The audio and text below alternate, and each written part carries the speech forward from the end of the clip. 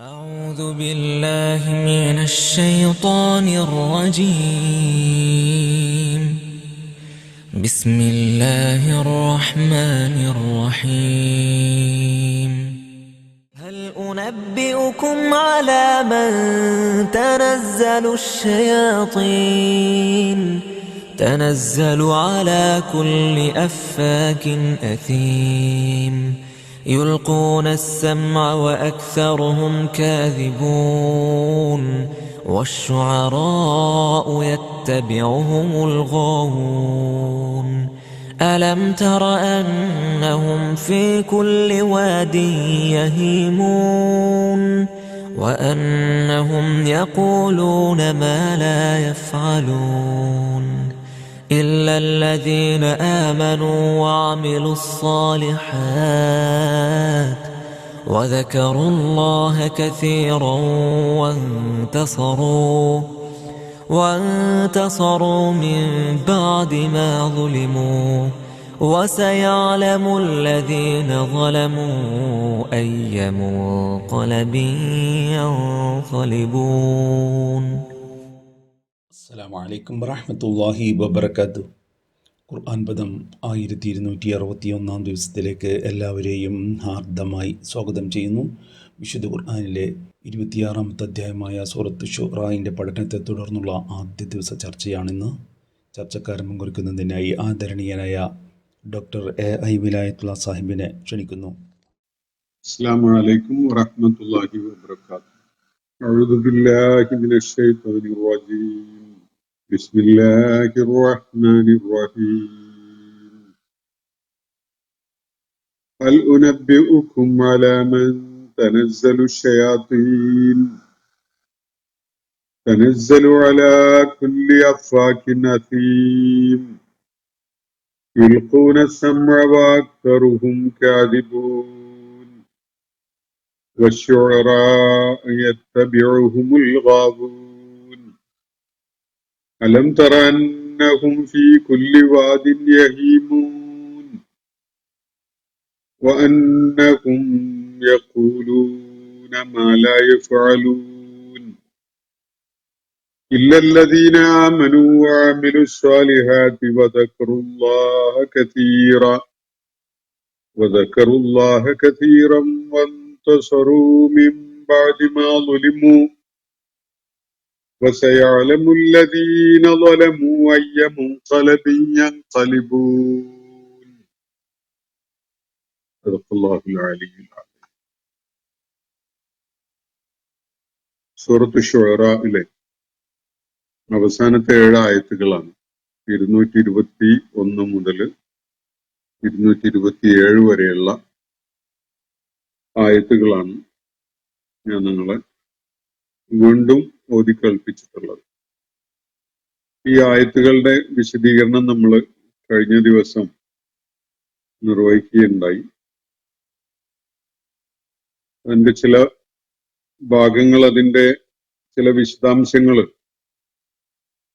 ഒരുപക്ഷെ വേണ്ടത്ര ചർച്ച ചെയ്ത് കാണുകയില്ല എന്നൊരു സാധ്യത കണ്ടുകൊണ്ടാണ് ഈ ആയത്തുകൾ വീണ്ടും ഞാൻ നിങ്ങളെ കേൾപ്പിച്ചിട്ടുള്ളത്. ഈ 7 ആയത്തുകളിലായിട്ട് 2 വിഷയങ്ങളാണ് അല്ലാഹു പ്രതിപാദിക്കുന്നത്. ഒന്ന്, വിശുദ്ധ ഖുർആനെ പരാമർശിച്ചുകൊണ്ട് മക്കയിലെ ആളുകൾ അത് ജിന്നുബാധ കാരണമായിട്ടോ സിഹ്റേറ്റത് കൊണ്ടോ ആഭിചാര പ്രവർത്തനത്തിന്റെ ഫലമായിട്ടോ ഒക്കെയുള്ള പൈശാചികമായ വെളിപാടുകൾ എന്നുള്ള നിലക്ക് കേൾപ്പിക്കപ്പെടുന്നതാണ് എന്ന വിധമാണ് ഒരു ആരോപണം മക്കയിലെ ആളുകൾ ഉന്നയിക്കുകയുണ്ടായിരുന്നത്. അതിനുള്ള മറുപടി ഇതിനകം ഈ സൂറത്തിൽ നൽകപ്പെടുകയും ചെയ്തിട്ടുണ്ട്. ഇത് റൂഹുൽ അമീനാണ് അള്ളാഹുവിൽ നിന്ന് ഏറ്റുവാങ്ങി താങ്കളുടെ ഹൃദയത്തിലേക്ക് അത് കൊണ്ടുവന്ന് പ്രതിഷ്ഠിച്ചിട്ടുള്ളത്. തങ്ങളുടെ ഹൃദയത്തിലേക്ക് അതിനെ ഇറക്കിയിട്ടുള്ളത്. റൂഹുൽ അമീനാണ്. അതൊരു പിശാചിനും കട്ടുകേൾക്കാനും അവസരം നൽകപ്പെടുകയുണ്ടായിട്ടില്ല. അതിലെ യാതൊന്നും അവർക്ക് കേൾക്കാൻ കഴിയുന്ന വിധത്തിലല്ല അവരെ അകറ്റി നിർത്തിയിരിക്കുകയാണ്. പിശാചുക്കള് ആരുടെ മേലാണ് എന്തെങ്കിലും കാര്യങ്ങളും വെളിപ്പെടുത്തലുകളുമായിട്ട് ഇറങ്ങുന്നത് എന്നത് ഞാൻ നിങ്ങൾക്ക് പറഞ്ഞു തരട്ടെയോ എന്ന് ചോദിക്കാൻ വേണ്ടിയാണ് നബി സല്ലല്ലാഹു അലൈഹി വസല്ലമയോട് അല്ലാഹു ഇവിടെ നിർദ്ദേശിക്കുന്നത്. അതിനെ തുടർന്ന് വ്യാജം ചമച്ചുണ്ടാക്കുന്ന കുറ്റകരമായ കാര്യങ്ങളിൽ വ്യാപൃതരായിരിക്കുന്ന ആളുകളുടെ മേലാണ് പിശാച് അവന്റെ വെളിപാടുകളും വെളിപ്പെടുത്തലുകളും ഒക്കെ ആയിട്ട് ഇറങ്ങുന്നത് എന്നാണ് ഇവിടെ വ്യക്തമാക്കപ്പെടുന്നത്. ആഭിചാരകന്മാരും ജ്യോത്സ്യന്മാരും വ്യാജ സിദ്ധിയുണ്ട് എന്ന് പറഞ്ഞുകൊണ്ട് അവകാശവാദം ഉന്നയിക്കുന്നവരും ആൾദൈവങ്ങളും ദിവ്യന്മാരും ഒക്കെ ആയിട്ട് അത്തരം ആളുകള് ശയാത്തീന്മാരുമായി വളരെ അടുത്ത ബന്ധം പുലർത്തുന്നു. ശയാത്തീന്മാർ അവർക്ക് എന്തെങ്കിലുമൊക്കെ മനസ്സിലിട്ട് കൊടുക്കുന്നു. അതിനോട് പല വ്യാജമായ അടിസ്ഥാനരഹിതമായ കള്ളങ്ങളും കൂട്ടിക്കലർത്തി അവര് അത് പറഞ്ഞു നടക്കുന്നു എന്നതാണ് വസ്തുത. മുഹമ്മദ് നബി സല്ലല്ലാഹു അലൈഹി വസല്ലം അള്ളാഹുവിന്റെ ദൂതൻ എന്ന നിലക്ക് ജനങ്ങളെ കേൾപ്പിച്ചുകൊണ്ടിരിക്കുന്ന സംഗതികളിൽ അങ്ങനെയുള്ള പൈശാചികതയുടെ യാതൊരു അംശവും അടങ്ങിയിട്ടില്ല. ഇത്രയും ഉദാത്തവും ഉത്കൃഷ്ടവും ഉത്തമവും ഒക്കെ ആയിട്ടുള്ള ആശയസമ്പുഷ്ടതയുടെ ഏറ്റവും ഉയർന്ന നിലവാരത്തിലുള്ള ഈ വാക്യങ്ങൾ ഒരിക്കലും തന്നെ പിശാചുക്കൾ ആർക്കും പറഞ്ഞു കൊടുക്കുന്ന ഒരു സംഗതിയായിട്ട് മാറുകയില്ല. പിശാചുക്കളുടെ പ്രകൃതത്തിനോട് തന്നെ ഒരു നിലക്കും യോജിക്കാത്ത കാര്യങ്ങളാണ് ഈ വിശുദ്ധ ഖുർആനിലൂടെ വെളിപ്പെടുത്തപ്പെടുന്നത്. ഒരിക്കലും തന്നെ ശയാത്തീന്മാരുടെ ദുഷ്ടപ്രകൃതത്തിന് ഈ കാര്യങ്ങൾ ചേരുന്നതല്ല, യോജിക്കുന്നതല്ല. അതുകൊണ്ട് തന്നെ ഒരു പിശാചും ഒരു ശൈത്വാനും ഇങ്ങനെ ഒരു സന്ദേശവുമായിട്ട് ആരുടെയും അടുക്കൽ എത്തുകയില്ല. ഈ അഫാക്കും അസീമുമായ കുറ്റവാളികൾക്ക് കേൾപ്പിക്കപ്പെടുന്ന അല്ലെങ്കിൽ അവർക്ക് പിശാചുക്കൾ ഇട്ടുകൊടുക്കുന്ന സംഗതി യുൽഖൂന സമഅ, അത് അവരെവിടെയെങ്കിലും ഭാഗികമായിട്ട് ശ്രവിക്കാനിടയായതോ അവര് കട്ട് കേൾക്കുന്നതോ ഒക്കെയായ എന്തെങ്കിലും സംഭാഷണം, ആരെങ്കിലും നടത്തുന്ന എന്തെങ്കിലും സംഭാഷണം, അത് ദൈവിക വാക്യങ്ങളാണ് എന്ന നിലക്കോ മറ്റോ ഈ കുറ്റവാളികളെ കേൾപ്പിക്കുന്നത് അതൊരിക്കലും തന്നെ ആരെയെങ്കിലും സത്യമാർഗത്തിലേക്കോ നന്മയിലേക്കോ നയിക്കുന്ന വിധത്തിലുള്ളതാവുകയില്ല. എന്നുമല്ല, ഇതിൽ വ്യാപൃതരായിരിക്കുന്ന ആളുകള് അവരിലേറെ പേരും വ്യാജന്മാരും കള്ളം പറയുന്നവരും മാത്രമാണ് എന്നതുകൂടിയാണ് അള്ളാഹു ഈ ഭാഗത്തിലെ ഒന്നാമത്തെ വിഷയം പ്രതിപാദിക്കുമ്പോൾ വ്യക്തമാക്കുന്നത്. അതിനെ തുടർന്ന് നബി സല്ലല്ലാഹു അലൈഹി വസല്ലമയ്ക്ക് എതിരില് ഉയർന്നു വന്നിട്ടുണ്ടായിരുന്ന ഒരു ആരോപണം അദ്ദേഹം കവിയാണ് എന്നതാണ്. കവി എന്നുള്ള നിലക്ക് അദ്ദേഹം സംസാരിക്കുന്നു എന്നതായിരുന്നു ഉയർന്നു വന്നിട്ടുണ്ടായിരുന്ന ഒരു കാര്യം, ഒരു ആരോപണം. ഈ ആരോപണം വിശുദ്ധ ഖുർആൻ വേറെ പലയിടങ്ങളിലായിട്ട് നിഷേധിച്ചിട്ടുള്ളതാണ്. സൂറത്ത് യാസീനിൽ ഇങ്ങനെ കാണാം, വമാ അല്ലംനാഹു ശിഅറ, നാം അദ്ദേഹത്തിന് കവിത പഠിപ്പിച്ചിട്ടില്ല. വമാ യംബഗീ ലഹു, അത് അദ്ദേഹത്തിന് ചേരുന്നതുമല്ല എന്ന്. കവിത രചിക്കുകയോ കവിത ആലാപനം ചെയ്യുക എന്നത് അല്ല നബി സല്ലല്ലാഹു അലൈഹി വസല്ലമയുടെ ദൗത്യത്തിന്റെ എന്തെങ്കിലും നിലക്കുള്ള ഒരു നിർവഹണമായിട്ടുള്ള കാര്യം. കവിത എഴുതുന്നവരും കവിത പാരായണം ചെയ്യുന്നവരും ഒക്കെ കാണും. പക്ഷെ നബി സല്ലല്ലാഹു അലൈഹി വസല്ലം അങ്ങനെയുള്ള ഭാവന രചനകളുടെ നിർവഹണം നടത്തുന്ന ആളോ അത് ആലപിച്ചുകൊണ്ട് ജനങ്ങളെ കേൾപ്പിക്കുന്ന ആളോ ഒന്നുമല്ല. കവിത എന്ന ഭാവനാ സൃഷ്ടി അത് നബി സല്ലല്ലാഹു അലൈഹി വസല്ലമയെ നാം പഠിപ്പിച്ചിട്ടില്ല. അത് അദ്ദേഹത്തിന്റെ പ്രകൃതത്തിന്, അദ്ദേഹത്തിന്റെ ദൗത്യ നിർവഹണത്തിന്, അദ്ദേഹത്തിന്റെ ആദർശ അധിഷ്ഠിതമായ വ്യക്തിത്വത്തിന് ഒന്നും ചേരുന്നതല്ല എന്നാണ് വിശുദ്ധ ഖുർആൻ ചൂണ്ടിക്കാണിക്കുന്നത്. അപ്പൊ ഇവിടെ അള്ളാഹു പറയുന്നത് വശുഅറാഉ, കവികൾ, യത്തബിഉഹുമുൽ ഗാബൂൻ, പിഴച്ച മാർഗം പിൻപറ്റുന്ന ആളുകളാണ് കവികളുടെ പുറകെ, അവരെ വലിയ സംഭവമാണ് എന്ന നിലക്ക് അവരെ ആഘോഷിച്ചുകൊണ്ട് കൊണ്ടു നടക്കുക.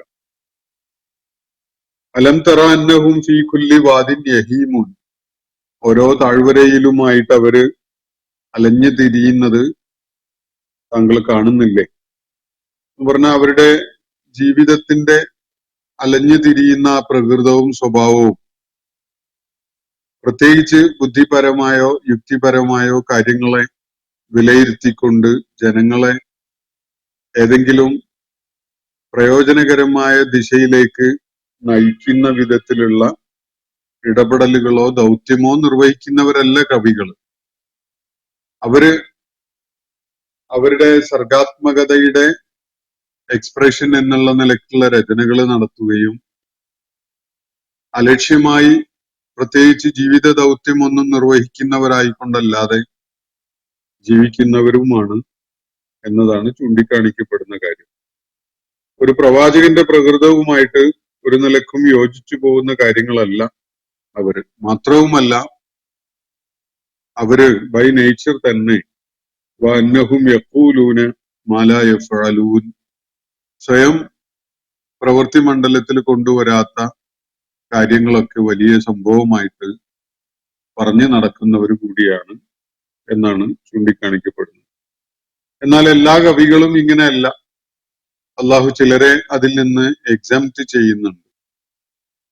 എല്ലാവരും ഇങ്ങനെയല്ല. ഇല്ലല്ലദീന ആമനു, അടിസ്ഥാനപരമായി വിശ്വാസം ഉൾക്കൊണ്ടവരും, വഅമിലു സ്വാലിഹാത്തി, സൽക്കർമ്മങ്ങൾ അനുഷ്ഠിച്ചവരും, വദക്കറുല്ലാഹ കസീറ, അള്ളാഹുവിനെ ധാരാളമായി സ്മരിച്ചുകൊണ്ടിരിക്കുന്നവരുമായ ആളുകൾ.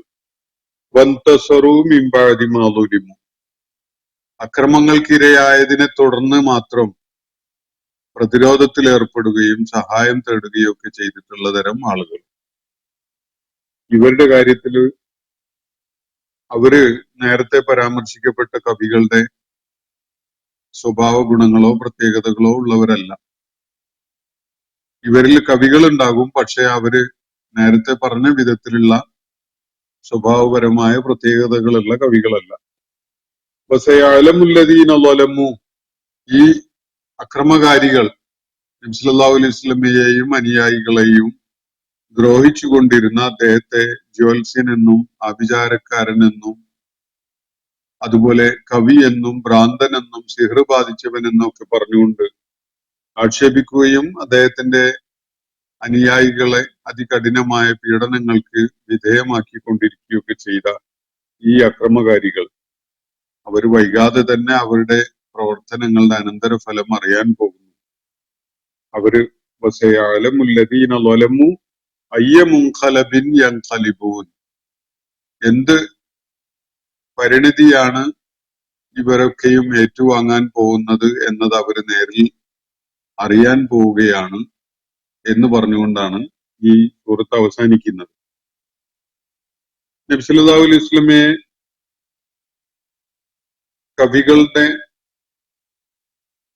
ഉദാഹരണമായി അല്ലെങ്കിൽ കവികളുടെ കൂട്ടത്തിൽ ഒരാളായിട്ട് പരിചയപ്പെടുത്താൻ മക്കയിലെ ആളുകൾക്ക് അങ്ങനെ സംസാരിക്കാനുണ്ടായിരുന്ന പ്രേരണ അദ്ദേഹം വിസ്മയകരമായ വാക്യങ്ങൾ അവരെ കേൾപ്പിക്കുന്നു എന്നതാണ്.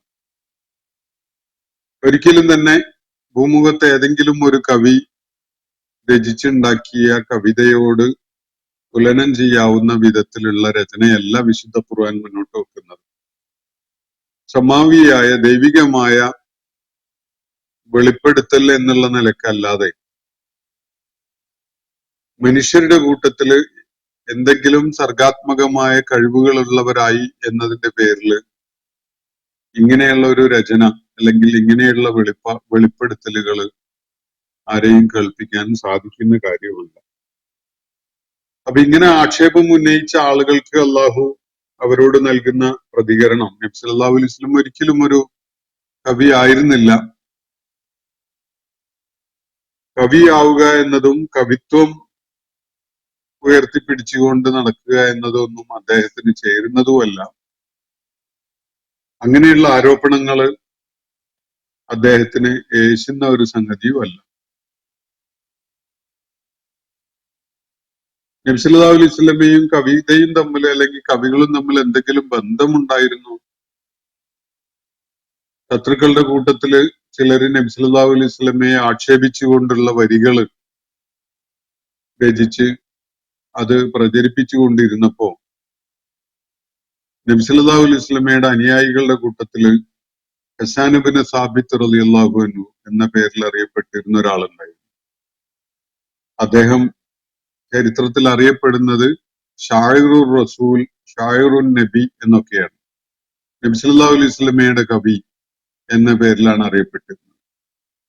അദ്ദേഹമാണ് അള്ളാഹുവിന്റെ പ്രവാചകന്റെ നിർദ്ദേശപ്രകാരം ആ ശത്രുക്കളുടെ കാവ്യരൂപത്തിലുള്ള ആക്ഷേപങ്ങൾക്ക് മറുപടിയായിക്കൊണ്ടുള്ള കാവ്യരചന നടത്തുകയും അവർക്ക് മറുപടി പറയുകയും ചെയ്യുകയുണ്ടായിട്ടുള്ളത്. മുഹമ്മദ് നബി സല്ലല്ലാഹു അലൈഹി വസല്ലം അല്ല. ഒന്നോ രണ്ടോ സന്ദർഭങ്ങളിൽ ഒരു ഹദീസ് പ്രകാരം ആയിഷ റളിയല്ലാഹു അൻഹയോട് ആരോ ചോദിക്കുന്ന ഒരു സംഭവമുണ്ട്. നബി സല്ലല്ലാഹു അലൈഹി വസല്ലം കവിത ഉദ്ധരിച്ചുകൊണ്ട് പ്രസംഗിക്കാറുണ്ടായിരുന്നോ, സംസാരിക്കാറുണ്ടായിരുന്നോ? ഒന്നോ രണ്ടോ സന്ദർഭങ്ങളിൽ കാവ്യശകലം ഉദ്ധരിച്ചുകൊണ്ട് നബി സല്ലല്ലാഹു അലൈഹി വസല്ലം സംസാരിച്ചപ്പോ ആ കാവ്യ വരിയെ അതേപടി ഉദ്ധരിക്കുകയല്ല ഉണ്ടായിട്ടുള്ളത്. അതിന്റെ ആശയം മാത്രമാണ് നബി സല്ലല്ലാഹു അലൈഹി വസല്ലം സംസാരത്തിനിടയിൽ ആളുകളെ കേൾപ്പിച്ചുകൊണ്ട് പരാമർശിക്കുന്നത്. കൂട്ടത്തിലൊരാള് അബൂബക്കർ റളിയല്ലാഹു അൻഹു ആണെന്ന് തോന്നുന്നു. അത് അങ്ങനെയല്ലല്ലോ പ്രവാചകരെ, ആ കാവ്യശകലം ഇങ്ങനെയല്ലേ എന്ന് പറഞ്ഞപ്പോ നബി സല്ലല്ലാഹു അലൈഹി വസല്ലം അതിന്റെ ആശയം ഇങ്ങനെയാണ്, എനിക്ക് കവിത അത്രയൊക്കെ അറിയുകയുള്ളൂ എന്ന നിലക്കാണ് നബി സല്ലല്ലാഹു അലൈഹി വസല്ലം പ്രതികരിക്കുകയുണ്ടായത്. കവിത ഒരു സാഹിത്യ രൂപം എന്ന നിലക്ക് ഒരു വെറുക്കപ്പെടേണ്ട ഒരു സംഗതി എന്നുള്ള നിലക്കല്ല. നബി സല്ലല്ലാഹു അലൈഹി വസല്ലമക്ക് പൊതുവെ കാവ്യരചനകള് ഇഷ്ടമായിരുന്നില്ല. അത്തരം ഭാവനാ സൃഷ്ടികളുടെ പുറകെ ആളുകൾ പോകുന്നത് ഇസ്ലാം നിരുത്സാഹപ്പെടുത്തുന്നു. പക്ഷെ കവിത എന്ന ഒരു സാധ്യത അങ്ങനെ ആക്ഷേപം അർഹിക്കുന്ന ഒരു കാര്യമല്ല. നല്ല ആവശ്യത്തിനും നല്ല മൂല്യങ്ങൾ ഉയർത്തിപ്പിടിക്കുന്നതിനും നന്മയിലേക്ക് ആളുകളെ പ്രചോദിപ്പിക്കുന്നതിനും ഒക്കെ കവിത പ്രയോജനപ്പെടുത്തുന്നതിൽ കഥയോ അതുപോലെയുള്ള സാഹിത്യ രൂപങ്ങളെ പോലെയോ പ്രയോജനപ്പെടുത്തുന്നതിൽ എന്തെങ്കിലും വിലക്കുള്ളതായിട്ട് തെറ്റാണ് എന്നുള്ള നിലക്ക് ഇസ്ലാം പഠിപ്പിക്കുന്നുമില്ല. അടിസ്ഥാനപരമായി വിശ്വാസപരമായ കൃത്യതയുള്ള ആളുകള് നന്മയിൽ അധിഷ്ഠിതമായ ജീവിതം നിർവഹിക്കുന്ന ആളുകളായിക്കൊണ്ട് അള്ളാഹുവിനെ സ്മരിക്കുകയും തത്വദീക്ഷയോടുകൂടി കാര്യങ്ങളെ വിലയിരുത്തുകയൊക്കെ ചെയ്യുന്നവരായി ജീവിക്കുമ്പോൾ അങ്ങനെയുള്ള ആളുകൾ കവിത രചിക്കുന്നതിന് എന്തെങ്കിലും വിലക്കുള്ളതായിട്ട് തെറ്റാണ് എന്ന നിലക്ക് ഇസ്ലാം പഠിപ്പിക്കുന്നേ ഇല്ല എന്നതാണ് വസ്തുത. എന്നാൽ നബി സല്ലല്ലാഹു അലൈഹി വസല്ലമയുടെ ജഹ്വയിലൂടെ ജനങ്ങൾ കേട്ടുകൊണ്ടിരിക്കുന്ന വാക്യങ്ങളെ കവിതയായിട്ട് തെറ്റിദ്ധരിക്കുകയോ തെറ്റിദ്ധരിപ്പിക്കുകയോ ചെയ്യുന്ന ഒരു സാഹചര്യം ഉണ്ടെങ്കിൽ അത് തീർച്ചയായിട്ടും എതിർക്കപ്പെടേണ്ടതും അത് തുറന്നു കാണിക്കപ്പെടേണ്ടതുമാണ് എന്നതാണ് നമുക്ക് മനസ്സിലാക്കാൻ പറ്റുന്ന ഒരു കാര്യം. നബി സല്ലല്ലാഹു അലൈഹി വസല്ലം കവി ആയിരുന്നില്ല. അദ്ദേഹത്തിന്റെ പ്രകൃതത്തിന് ചേരുന്ന ഒരു കാര്യവുമല്ല കവിത രചിക്കുക എന്നതോ കവിത പാരായണം ചെയ്ത് കേൾപ്പിക്കുക എന്നതോ പോലും. അത് വിശുദ്ധ ഖുർആൻ വേണ്ട വിധത്തിൽ വ്യക്തമാക്കിയിട്ടുമുള്ള ഒരു കാര്യമാണ്. ഇത്രയുമാണ് ഈ സൂറത്തിന്റെ പഠനത്തിന്റെ ഭാഗമായിട്ട് അതിന്റെ അവസാനത്തെ ആയത്തുകളുമായി ബന്ധപ്പെട്ടുകൊണ്ട് നിങ്ങളുമായി പങ്കുവെക്കാൻ ഉദ്ദേശിച്ചിരുന്നത്. അതിനെ തുടർന്ന് ഈ സൂറത്തിന്റെ പഠനം പൂർത്തിയാക്കിയ ഒരു പശ്ചാത്തലത്തിൽ അതിന്റെ ഈ സൂറത്തുമായി ബന്ധപ്പെട്ടുകൊണ്ടുള്ള ചർച്ചയിലേക്ക് നീങ്ങാമെന്നാണ് കരുതുന്നത്. ഇവിടെ ചില ചോദ്യങ്ങൾ നേരത്തെ ഉന്നയിക്കപ്പെട്ടത് നമ്മുടെ ചാറ്റ് ബോക്സിൽ പലരും കുറിച്ചിട്ടത് ഞാനിവിടെ നോട്ട് ചെയ്ത് വെച്ചിട്ടുണ്ട്. ഏകദേശം 53 ചോദ്യങ്ങളാണ് ഈ സൂറത്തിന്റെ പഠന പ്രക്രിയക്കിടക്ക് ഉന്നയിക്കപ്പെട്ടിട്ടുള്ളത്. അതിൽ 38 ചോദ്യങ്ങൾ നമ്മൾ നേരത്തെ തന്നെ കൈകാര്യം ചെയ്തിട്ടുള്ളതും പ്രതികരണം അറിയിക്കുകയും ചെയ്തിട്ടുള്ളതാണ്. ബാക്കി പരിഗണന അർഹിക്കുന്നതൊക്കെയും നിങ്ങളെ കേൾപ്പിക്കുക, എല്ലാം നിങ്ങളെ വായിച്ച് കേൾപ്പിക്കാം, ആവശ്യമുള്ളതിന് മാത്രം പ്രതികരണം നൽകുകയും ചെയ്യാമെന്നാണ് ഉദ്ദേശിക്കുന്നത്. ഇവിടെ ശേഷിക്കുന്നവയിൽ ആദ്യത്തേത് ഇങ്ങനെയാണ്: മുഹമ്മദ് നബി സല്ലല്ലാഹു അലൈഹി വസല്ലം പറഞ്ഞതൊന്നും മക്കക്കാർ സത്യമാണ് എന്ന് അംഗീകരിച്ചതായി തോന്നുന്നില്ല. അതുകൊണ്ടല്ലേ പ്രവാചകൻ എന്ന അവകാശവാദം അവർ അംഗീകരിക്കാതിരുന്നതും ആ അവകാശവാദം ശരിയാണ് എന്നതിന് ദൃഷ്ടാന്തം, തെളിവ് നിരന്തരം ആവശ്യപ്പെട്ടതും എന്നതാണ് ചിന്മയ ഉന്നയിക്കുന്ന ഒരു ചോദ്യം. മുഹമ്മദ് നബി സല്ലല്ലാഹു അലൈഹി വസല്ലം എന്നല്ല, അള്ളാഹുവിന്റെ ദൂതന്മാരായി വന്നിട്ടുള്ള ഒരാളും തന്നെ, ഒരു പ്രവാചകനും ഒരു നബിയും തന്നെയും അവരുടെ സമൂഹം അവരെ ചുവന്ന പരവതാനി വിരിച്ച് സ്വീകരിക്കുകയോ അവർ പറയുന്നത് അത് കേട്ട് ഉടനെ അംഗീകരിക്കുകയോ ചെയ്ത അനുഭവം ഉണ്ടായിട്ടില്ല. അത് അവർ മുന്നോട്ട് വെക്കുന്ന ആദർശം സത്യമാവാത്തത് കൊണ്ടല്ല. ജനങ്ങളുടെ പ്രകൃതം ഒന്നാമത്തെ പ്രതികരണം തന്നെ എതിർപ്പ്, തങ്ങൾക്ക് പരിചയമില്ലാത്ത അല്ലെങ്കിൽ തങ്ങള് പിന്തുടരുന്നതല്ലാത്ത വ്യത്യസ്തതയുള്ള ഒരു കാര്യവുമായിട്ട് ആരെങ്കിലും വരുമ്പോ, അല്ലെങ്കിൽ അവർ ശീലിച്ചു വന്ന ചില വഴിവിട്ട കാര്യങ്ങൾ ഉണ്ടാകും, അതിനെ തിരുത്തുന്ന വിധത്തിൽ ആരെങ്കിലും കടന്നു വരുമ്പോ അതിനെ എതിർക്കുക എന്നതും അത് പിന്തുടരാതിരിക്കാനുള്ള ചില ന്യായങ്ങൾ ചോദ്യരൂപത്തിൽ അവതരിപ്പിക്കുക എന്നതുമാണ് എല്ലാ കാലഘട്ടങ്ങളിലും പ്രവാചകന്മാർക്ക് ലഭിക്കുന്ന പ്രതികരണം എന്ന നിലക്ക് നമുക്ക് കാണാൻ സാധിക്കും. അത് മുഹമ്മദ് നബി സല്ലല്ലാഹു അലൈഹി വസല്ലമയുടെ മാത്രം കാര്യമല്ല. അപ്പോ അവര് അംഗീകരിക്കാതെ ഇരുന്നു. പിന്നെ അവര് ആവശ്യപ്പെട്ട ചോദിച്ചുകൊണ്ടിരുന്ന ദൃഷ്ടാന്തങ്ങളുടെ കാര്യത്തിൽ നമ്മൾ വിശദമായിട്ട് അത് സംബന്ധമായിട്ട് സംസാരിക്കുകയുണ്ടായിട്ടുണ്ട്. ദൃഷ്ടാന്തങ്ങൾ ചോദിക്കുമ്പോ ആവശ്യമെങ്കിൽ ചിലപ്പോ ദൃഷ്ടാന്തങ്ങൾ പ്രവാചകന്മാര് മുഖേന അള്ളാഹു സമൂഹത്തെ കേൾപ്പിക്കാറുണ്ട് അല്ലെങ്കിൽ കാണിക്കാറുണ്ട്. അങ്ങനെ ഉണ്ടാകുമ്പോൾ പക്ഷെ യുക്തിഭദ്രമായ ആദർശവും ആശയവും സമർപ്പിക്കപ്പെട്ടതിന് ശേഷം അതിനെ വിലയിരുത്തിക്കൊണ്ടുള്ള നിലപാടും തീരുമാനവും എടുക്കാതെ ദൃഷ്ടാന്തങ്ങൾ ചോദിച്ചുകൊണ്ട് പ്രവാചകന്മാരെ ശല്യപ്പെടുത്തുന്ന ആളുകളുടെ കാര്യത്തിൽ ചിലപ്പോൾ ദൃഷ്ടാന്തങ്ങൾ കാണിക്കപ്പെടുകയാണെങ്കിൽ അതിനെ തുടർന്ന് അവർ അത് അംഗീകരിക്കാനും അതിനെ വിലമതിക്കാനും സന്നദ്ധരാവുന്നില്ലെങ്കിൽ അള്ളാഹുവിന്റെ നടപടിക്രമം അവർക്കെതിരിലുണ്ടാകും എന്നതാണ് അള്ളാഹുവിന്റെ സുന്നത്ത്. അങ്ങനെയാണ് പല സമൂഹങ്ങളും നശിപ്പിക്കപ്പെടാനിടയായിട്ടുള്ളത് എന്നതും വിശുദ്ധ ഖുർആൻ വെളിപ്പെടുത്തുന്നുണ്ട്. മക്കയിലെ ആളുകള് ദൃഷ്ടാന്തവും തെളിവും നിരന്തരം ആവശ്യപ്പെട്ടുകൊണ്ടിരുന്നത് മുഹമ്മദ് നബി സല്ലല്ലാഹു അലൈഹി വസല്ലം പറഞ്ഞ കാര്യങ്ങൾ, അവരെ പഠിപ്പിച്ചുകൊണ്ടിരുന്ന കാര്യങ്ങൾ യുക്തിഭദ്രമാവാത്തത് കൊണ്ടോ ബുദ്ധിപരമാവാത്തത് കൊണ്ടോ അല്ല. അവര് ശീലിച്ചു വന്ന അവരുടെ രീതികളെ, അതിനോട് അള്ളിപ്പിടിച്ച് ഒട്ടി നിൽക്കുന്ന അവരുടെ നിലപാട്, അവരുടെ പല ഭൗതിക ജഡിക താല്പര്യങ്ങളും അവയൊക്കെ നിലനിർത്തി പോകുന്നതിലാണ് കുടികൊള്ളുന്നത് എന്നതുകൊണ്ടൊക്കെയാണ്. പിന്നീട് ഇതേ ആളുകൾ തന്നെ അള്ളാഹുവിന്റെ ദൂതൻ മുന്നോട്ട് വെച്ച ജീവിത ദർശനം ഉൾക്കൊള്ളുന്നവരായി മാറുകയും അവരൊക്കെ തന്നെ അതിന്റെ പ്രചാരകരായി മാറുകയും ചെയ്തു എന്നതാണ് ചരിത്രം നമുക്ക് വെളിപ്പെടുത്തി തരുന്ന കാര്യം. തിന്മയുടെ മറ്റൊരു ചോദ്യം, മക്കയിലെ നേരത്തെ ഇസ്ലാം സ്വീകരിച്ച ചുരുക്കം ചില ആളുകൾ ഒഴികെ ബാക്കിയുള്ളവർ ഇസ്ലാം സ്വീകരിക്കുന്നത് മക്ക കീഴടക്കിയ ശേഷമല്ലേ? ബലപ്രയോഗത്തിന് മുന്നിൽ വേറെ ആയതോടെ അല്ലേ ഇന്നും ഇസ്ലാം സ്വീകരിക്കാതിരിക്കുന്ന അതും ആ മതം ഉപേക്ഷിക്കുന്നതും വലിയ പ്രതീകാത്മക നടപടികൾക്ക് കാരണമാകുന്നു എന്നൊക്കെയാണ് അദ്ദേഹം ചൂണ്ടിക്കാണിക്കുന്നത്. മക്കയിലെ ആളുകള്,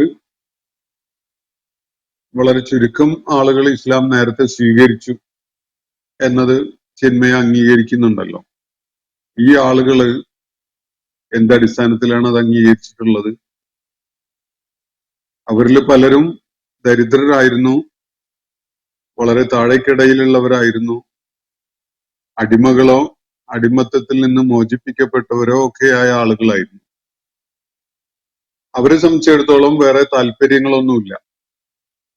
അവര് നബി സല്ലല്ലാഹു അലൈഹി വസല്ലം അവർക്ക് ഉൾക്കൊള്ളാൻ കഴിയുന്ന ഏറ്റവും സ്വീകാര്യമായ സത്യം അവരെ കേൾപ്പിച്ചപ്പോ മറ്റ് താല്പര്യങ്ങളുടെ ഒന്നും കാരണത്താൽ അവർക്ക് മാറി നിൽക്കേണ്ട വിഷയം വരുന്നില്ല.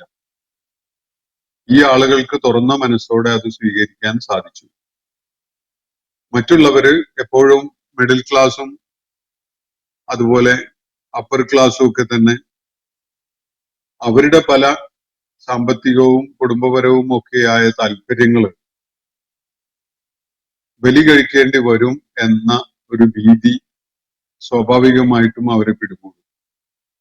ഒരു സാമൂഹ്യ വ്യവസ്ഥയിൽ മാറ്റം ഉണ്ടാകുമ്പോൾ, അല്ലെങ്കിൽ മാറ്റം ഉണ്ടാകുന്ന വിധത്തിലുള്ള ഒരു ആശയം നമ്മൾ നെഞ്ചേൽക്കേണ്ടി വരുമ്പോ എപ്പോഴും തന്നെ അതിന് ഭൗതിക അർത്ഥത്തിൽ വില കൊടുക്കേണ്ടി വരിക ആളും അർത്ഥവും ഒക്കെ ഉള്ള ആളുകളായിരിക്കും. സമ്പത്ത്, സ്വാധീനം, സ്ഥാപനങ്ങള്, തോട്ടങ്ങള്, അതുപോലെയുള്ള സംഗതികളൊക്കെയുള്ള ആളുകൾക്ക് അവരായിരിക്കും പലപ്പോഴും ഭൗതിക അർത്ഥത്തിൽ വലിയ നഷ്ടങ്ങൾ ഏറ്റുവാങ്ങേണ്ടി വരിക. അത്തരം ആളുകൾ നിലനിൽക്കുന്നത് തന്നെ നിലവിലുള്ള സാമൂഹ്യ രാഷ്ട്രീയ സംവിധാനങ്ങളെ ഉപജീവിച്ചുകൊണ്ടോ ആശ്രയിച്ചുകൊണ്ടോ ഒക്കെ ആയിരിക്കും. അപ്പൊ അതിന് ഭംഗം വരുന്ന വിധത്തിലുള്ള ഇത്തരം സംഗതികളെ ഉൾക്കൊള്ളാനും അംഗീകരിക്കാനും ഒന്നും തുടക്കത്തിൽ അവർ സന്നദ്ധാവില്ല. പിന്നീട് വ്യവസ്ഥ തന്നെ മാറുമ്പോ അവരൊക്കെയും തന്നെ ആ പുതിയ സരണിയിലേക്ക് കടന്നു വരികയും ചെയ്യും. ഇതാണ് യഥാർത്ഥത്തില് മക്കയിലെ ഭൂരിപക്ഷം ആളുകളുടെയും കാര്യത്തില് സംഭവിച്ചിട്ടുള്ളത്. മക്ക വിജയത്തോട് അനുബന്ധിച്ച് പിന്നെ അവര് ആ ജാഹിലിയത്തിന്റെ ആളുകളായിട്ട് നിലകൊള്ളേണ്ട കാര്യമില്ല. അവർക്ക് തന്നെയും മുന്നോട്ട് പോകാൻ ഏറ്റവും നല്ലത് ഇസ്ലാമിലേക്ക് കടന്നു വരികയാണ് എന്നതാണ് അവർ മനസ്സിലാക്കുന്നത്. ഇസ്ലാമിനെ ബുദ്ധിപരമായിട്ട് ഉൾക്കൊണ്ട ആളുകളൊക്കെ തന്നെയാണ് അവര്. പക്ഷെ ഭൗതികമായ പല താല്പര്യങ്ങളും കാരണമായിട്ട് അവർ ഇസ്ലാമിലേക്ക് കടന്നു വരാതെ മടിച്ചു നിന്നവരാണ്. മാത്രവുമല്ല, സമൂഹത്തില് കൈകാര്യകർത്താക്കളായി അധികാരം കൈയാളുന്ന ആളുകൾ ഉണ്ടാവും. ഈ ആളുകളുടെ ഉരുക്കുമുഷ്ടിയിൽ അമർന്ന് അവരുടെ നിയന്ത്രണത്തില് ഞെരിഞ്ഞമർന്ന് കഴിയുന്ന ഒരുപാട് ആളുകൾ അവരുടെ താല്പര്യങ്ങൾ സംരക്ഷിക്കുന്ന കാര്യം മുന്നിൽ കണ്ടുകൊണ്ട് സത്യത്തിനോടൊപ്പം ചേരാതെ മാറി നിൽക്കുന്നുണ്ടാവും. മക്കയിൽ സംഭവിച്ചതും അത് തന്നെയാണ്. അവിടുത്തെ അധികാരം കൈയാളിയിരുന്ന അവിടുത്തെ പ്രമുഖരായ നേതാക്കന്മാരും അധികാരം കൈയാളുകയുണ്ടായ ആളുകളൊക്കെ തന്നെ പരാജയപ്പെടുത്തപ്പെടുകയും അവർക്കിനി തലപൊക്കാൻ കഴിയുകയില്ല എന്നൊരവസ്ഥ വരികയും ചെയ്ത ഒരു അനുകൂല സാഹചര്യത്തിലാണ് മക്കയിലെ പലരും ഇസ്ലാമിലേക്ക് കടന്നു വരികയുണ്ടായത്. ഒരു സിംഗിൾ ഇൻസ്റ്റൻസ് പോലും നബി സല്ലല്ലാഹു അലൈഹി വസല്ലമയും അനുയായികളും അവരെ നിർബന്ധിച്ച് ഇസ്ലാമിലേക്ക് കൊണ്ടുവന്നു എന്നതിന് കാണാൻ സാധ്യമല്ല എന്നത് ചരിത്ര വസ്തുതയാണ്. ആവശ്യമുള്ളവര് അതിന്റെ ചരിത്ര വിശദാംശങ്ങളൊക്കെ മനസ്സിലാക്കിയിട്ട് അത് പരിശോധിച്ച് ഉൾക്കൊള്ളുക എന്നതാണ് അത് സംബന്ധമായിട്ട് പറയാനുള്ളത്. അപ്പോ അവിടെ ആരെങ്കിലും ബലം പ്രയോഗിച്ച് അവരെ ഇസ്ലാമിലേക്ക് കൊണ്ടുവന്നു എന്ന് പറയുന്നത് ഇസ്ലാമിന്റെ ശത്രുക്കള് നിരന്തരമായി പറഞ്ഞുകൊണ്ടിരിക്കുന്ന തീർത്തും അടിസ്ഥാനരഹിതമായ പച്ച കള്ളമാണ്. അത് ചരിത്രം പഠിച്ച് മനസ്സിലാക്കിക്കോളുക. അതിന് ന്യായീകരണങ്ങളൊന്നും കണ്ടെത്തി പറഞ്ഞു തരാൻ തൽക്കാലം സമയമില്ല. ആവശ്യമുള്ളവര്, നിങ്ങളുടെ ആവശ്യമാണല്ലോ സത്യം എന്താണെന്ന് കണ്ടെത്തലും വസ്തുത എന്താണെന്ന് പരിശോധിക്കലും ഒക്കെ. അത് നിങ്ങൾ ചെയ്തോളൂ. അതിനുവേണ്ടി നിങ്ങൾ സമയം മാറ്റിവെച്ചോളൂ എന്നാണ് എനിക്ക് അത് സംബന്ധമായിട്ട് പറയാനുള്ളത്. ചിന്മയ ഉന്നയിച്ച മറ്റൊരു ചോദ്യം, ഭഗവത്ഗീത ഭഗവാൻ നേരിട്ട് നൽകിയതല്ലേ? ഭഗവാൻ ആണ് എന്നതിന്റെ ദൃഷ്ടാന്തമായി വിശ്വരൂപ ദർശനവും അവിടെ സംഭവിക്കുന്നുണ്ട് എന്നാണ് അദ്ദേഹം പറയുന്നത്. എനിക്കറിയില്ല ഇത് സംബന്ധമായിട്ട്. ഭഗവാൻ നേരിട്ട് നൽകിയതാണോ?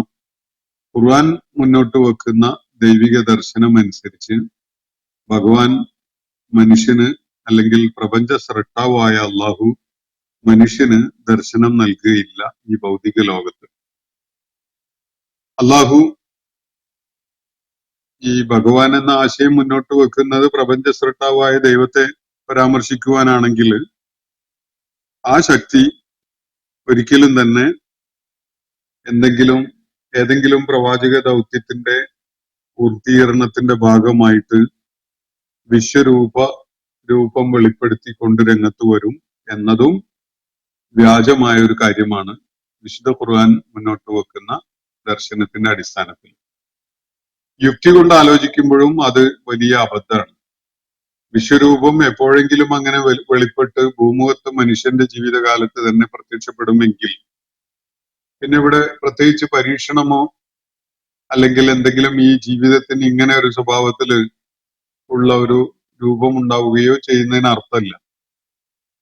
പിന്നീട് ഇവിടെ ഒരു സംവാദത്തിനോ കാര്യങ്ങള് അംഗീകരിക്കാനോ അംഗീകരിക്കാതിരിക്കാനോ പറ്റുന്ന വിധത്തിലുള്ള ഒരു സാഹചര്യവും നിലനിൽക്കുന്നില്ല. എല്ലാം വെളിപ്പെട്ട് കഴിഞ്ഞു. ഇനി ആരെങ്കിലും അത് അംഗീകരിക്കാതെ മാറി നിൽക്കേണ്ട ഒരു കാര്യവും ഒരു ആവശ്യവും അവശേഷിക്കുന്നില്ല. കൺമുന്നിൽ സൂര്യൻ ഉദിച്ചുയർന്നു നിൽക്കുമ്പോ ആരെങ്കിലും അങ്ങനെ ഒരു സംഗതി ഇല്ല എന്ന് പറയേണ്ടി വരുമോ? ഒരിക്കലും ഉണ്ടാവില്ല. പക്ഷെ ദൈവത്തിന്റെ കാര്യത്തില് അത് അങ്ങനെ മനുഷ്യന് ദൃഷ്ടിഗോചരമാവുന്ന ഒരു സംവിധാനമല്ല പ്രപഞ്ചത്തില് ഈ ഭൗതിക ലോകത്തെ മനുഷ്യന്റെ ജീവിത സാഹചര്യത്തില് അള്ളാഹു വെച്ചിട്ടുള്ളത് എന്നതാണ് ഖുർആൻ വ്യക്തമാക്കുന്ന ഒരു കാര്യം. കാരണം ഖുർആൻ മുന്നോട്ട് വെക്കുന്ന ജീവിത ദർശനം ഈ ഭൗതിക ലോകത്തെ ജീവിതം മനുഷ്യന് അദൃശ്യനായ ദൈവത്തെ വിശ്വസിക്കുക എന്ന കാര്യത്തിൽ എന്നതിനെ അടിസ്ഥാനപ്പെടുത്തിക്കൊണ്ടുള്ള ഒരു പരീക്ഷണം എന്നുള്ള നിലക്കാണ് എന്നാണ് ഖുർആൻ മുന്നോട്ട് വെക്കുന്നത്. ഭഗവത്ഗീത അതിന്റെ കേന്ദ്ര ദൈവിക ആശയം വികലമാക്കുന്ന വിധത്തിൽ ആരെങ്കിലും ഇത്തരം കാര്യങ്ങൾ അതിൽ കൂട്ടിച്ചേർത്തിട്ട് ഉള്ള രൂപത്തിലാണ് ഇന്ന് ലഭ്യമാവുന്നത് എങ്കിൽ അത് അങ്ങനെയൊക്കെ തന്നെ ആയിരിക്കണം പറയുന്നുണ്ടാവും. അക്കാര്യത്തില് കൂടുതൽ അറിവുള്ള ആളുകൾ അതേക്കുറിച്ച് നിങ്ങൾക്ക് പറഞ്ഞു തരും ആവശ്യമാണ് എങ്കിൽ.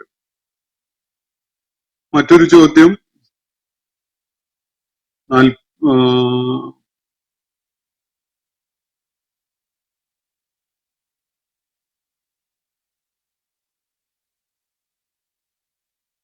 ബാമിയാൻ ബുദ്ധ പ്രതിമ തകർത്തത് ആരായിരുന്നു എന്നതാണ് ഒരു ചോദ്യം ഇവിടെ.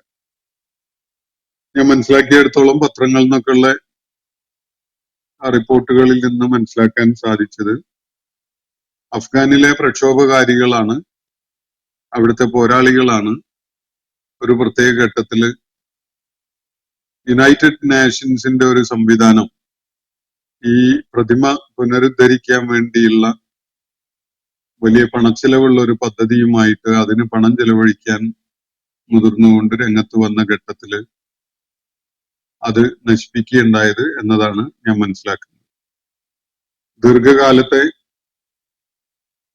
റഷ്യയുമായും അമേരിക്കയുമായും ഒക്കെയുള്ള പോരാട്ടത്തിന് ശേഷം സ്വാതന്ത്ര്യത്തിന് വേണ്ടിയുള്ള അവരുടെ പ്രയത്നങ്ങൾക്ക് അവര് നൽകേണ്ടി വന്ന അവരുടെ ജീവൻ കൊടുത്തുകൊണ്ടുള്ള ആ ത്യാഗം, അതിനുശേഷം അവരുടെ ജീവിതം വീണ്ടും കരുപിടിപ്പിക്കുന്നതിനുള്ള ഒരു പ്രയത്നവും നടത്താതെ ഈ പ്രതിമ സംരക്ഷിക്കുന്നതിനും അതിനെ പുനരുദ്ധരിക്കുന്നതിനൊക്കെ വേണ്ടിയായിട്ട് യുണൈറ്റഡ് നേഷൻസ് അതിനുള്ള സംവിധാനങ്ങളും പണം ചെലവഴിക്കലും ഒക്കെ ആയിട്ട് രംഗത്ത് വരാനുള്ള ഒരു ഒരുക്കമുണ്ടായ ഘട്ടത്തില് അതിലുള്ള പ്രതിഷേധം കാണിച്ചുകൊണ്ടാണ് അത് തകർക്കപ്പെട്ടത് എന്നതാണ് ഞാൻ മനസ്സിലാക്കുന്നത്.